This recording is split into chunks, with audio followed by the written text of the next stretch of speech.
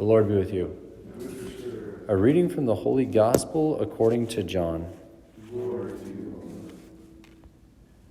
Philip found Nathanael and told him, "We have found the one about whom Moses wrote about in the law, and also the prophets, Jesus the son of Joseph from Nazareth." But Nathanael said to him, "Can anything good come from Nazareth?" Philip said to him, "Come and see." Jesus saw Nathanael coming toward him and said of him, "Here is a true child of Israel. There is no duplicity in him." Nathanael said to him, "How do you know me?" Jesus answered and said to him, "Before Philip called you, I saw you under the fig tree." Nathanael answered him, "Rabbi, you are the Son of God. You are the King of Israel." Jesus answered and said to him, "Do you believe because I told you that I saw you under the fig tree? You will see greater things than this." And he said to him, "Amen, amen, I say to you, you will see heaven opened and the angels of God ascending and descending on the Son of Man." The Gospel of the Lord.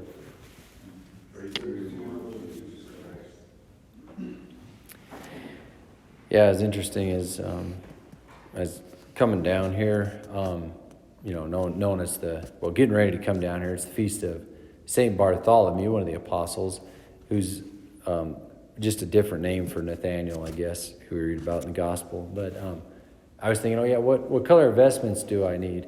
And just kind of without a doubt, as an apostle, I need red, because all the apostles were martyred, right? Except for John, as far as I know. And I think that's tradition holds that. Even some of the later guys, Mattathias, things like that, Paul for sure. But it just kind of struck me that all those early apostles gave their life for Christ. Shed their blood for Christ. It's kind of wild. It's just an interesting thought, and then kind of made me think what about them was so countercultural that made people kill him? I don't know. It's just an interesting thought. Maybe it's not that profound. But, and then I guess it just caused me to think, I don't know. I live a pretty cush life. Nobody seems to want to take my head. Am I doing something wrong?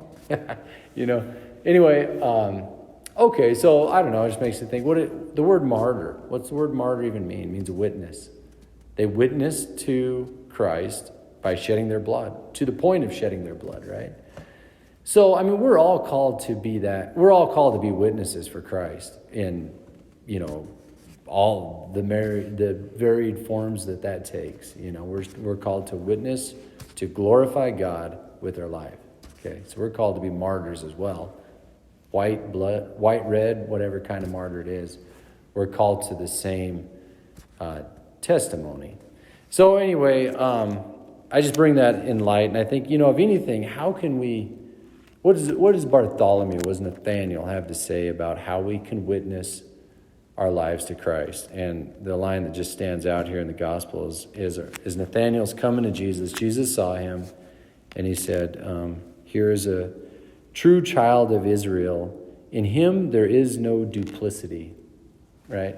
So I think if we were going to witness in any way, may there be no duplicity in us, that we're Christians, we're Catholics, we're good people, what we do here is this, it reflects what we do out there, and vice versa, that there's no hypocrisy in us. I think that's something that we can all detect so easily, and it's just such a turnoff when it comes to any sort of evangelization.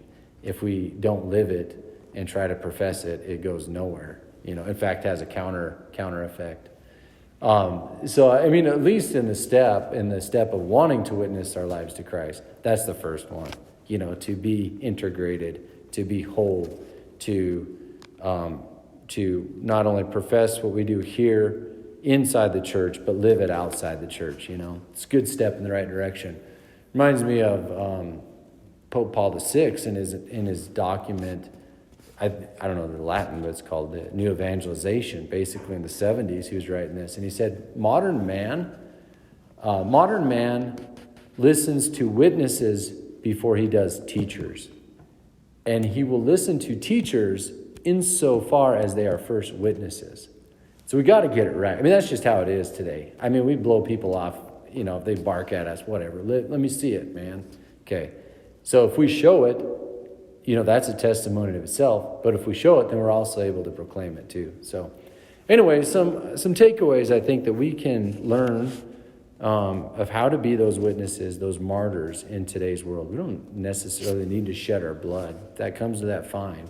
But we can be witnesses with our lives, proclaim the gospel with our lives, and then even have the opportunity to follow it up with our words. Do a lot of good in that. So may we, like Nathaniel, like Bartholomew,